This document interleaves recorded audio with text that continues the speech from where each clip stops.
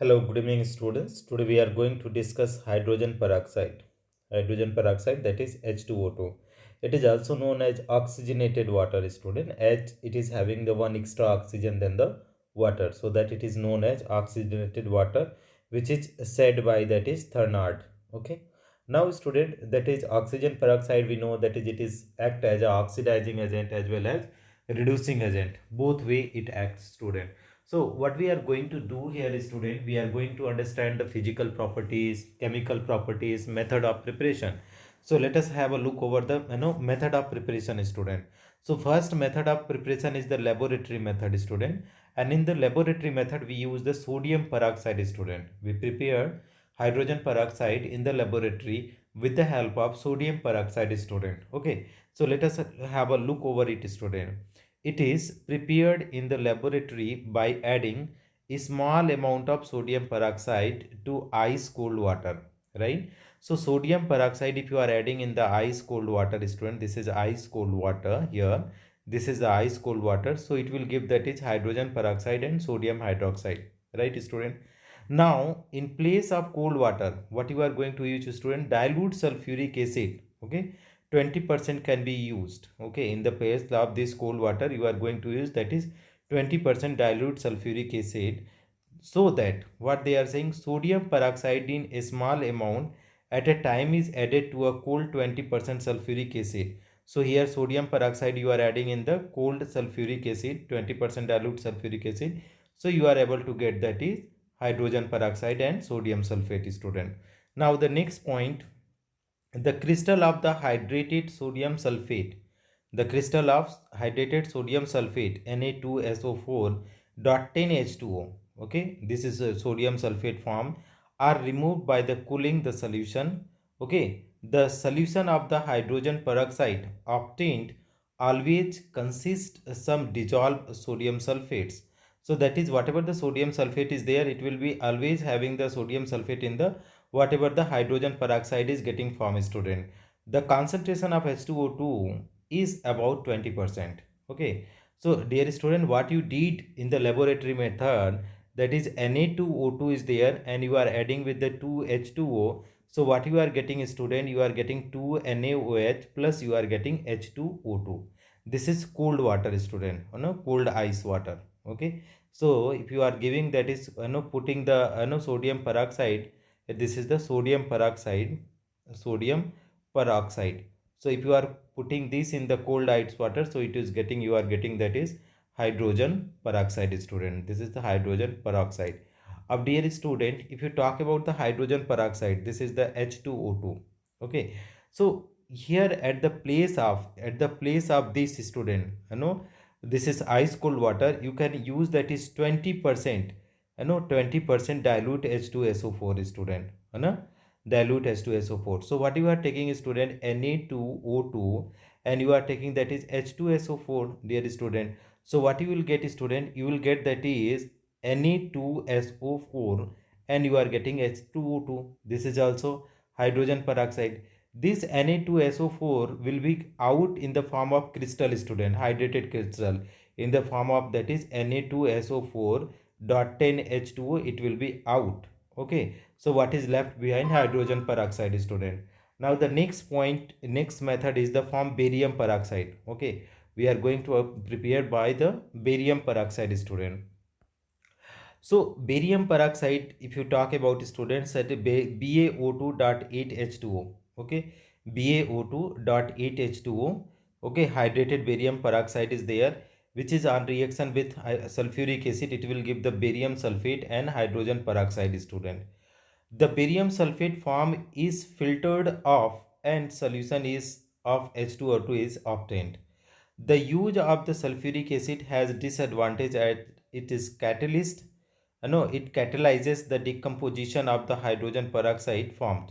So that is the sulfuric acid also having the disadvantage, student, and it is catalyze the H2O2 form. In place of sulfuric acid, weak acid like orthophosphoric acid, carbonic acid are preferred. Okay, barium peroxide on treatment with orthophosphoric acid gives a precipitate of the barium sulfate and H2O2 which goes into the solution. So this is barium peroxide, no, barium peroxide is there, and you are treating with what, student?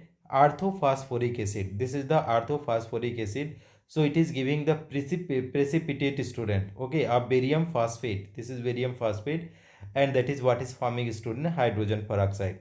Okay, this insoluble barium phosphate is filtered off. The filtrate consists of hydrogen peroxide.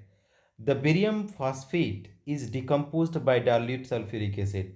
So if you are decomposing this barium phosphate with dilute sulfuric acid, so barium sulfate and phosphoric acid you are getting. Okay, barium sulfate is removed by filtration and orthophosphoric acid is used again. Okay, students, so here you are going to use again, you will get, that is hydrogen peroxide. So this was there from the barium peroxide. Next method is there, student, Merck's method, MERCK, Merck's process. Okay, so H2O2 can be obtained by passing a current of CO2 through a cold pasty solution of barium peroxide in water. So that is barium, peroxide is there, CO2 is there, water is there. So barium carbonate plus hydrogen peroxide. Barium carbonate being insoluble is filtered off. Last method is there, student, by auto oxidation of 2-ethyl anthracenol. Okay, so 2-ethyl, this is the industrial preparation, student. This is the 2-ethyl anthracenol is there, student. Okay, which ongoing oxidation, student. So what is there? This hydrogen here, and this, okay, hydrogen. So it will oxygen. So this will form, student. That is what it will give. That is H2O2, and here will be the C2H5OH only. So here we can we are getting here, that is on oxidation, student, you are passing, that is O2 also here. So that is this 2 hydrogen and this oxygen, it is giving the H2O2, right, student? And on reduction again you will get, that is, this is the reversible process. In this case 1% H2O2 is formed. One more method is there, student, that is electrolytic method, electrolytic process. So if you talk about electrolysis process, student, in this process platinum anode we have taken diaphragm, lead cathode is there. Okay, 50% sulfuric acid and ice pieces are there.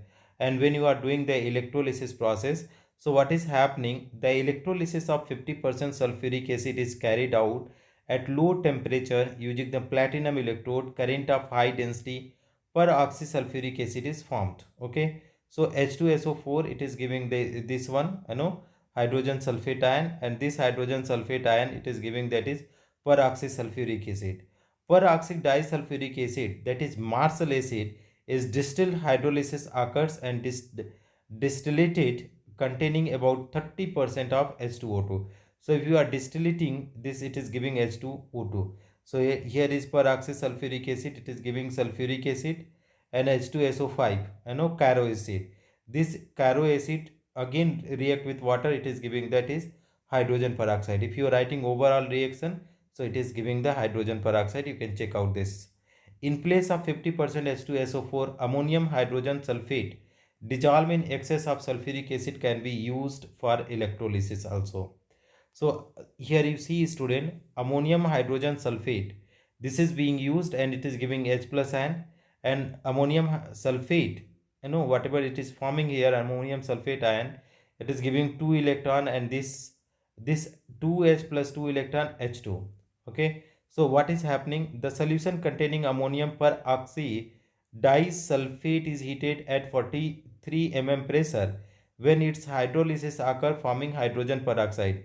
So ammonium, this is sulfate is there, this is the what is the ammonium peroxide disulfate. Ammonium peroxide disulfate react with water, it is giving hydrogen peroxide. Hydrogen peroxide along with water distilled over ammonium bisulfate can be used again. This method gives 30% to 40% aqueous solution of hydrogen peroxide. So this is all about the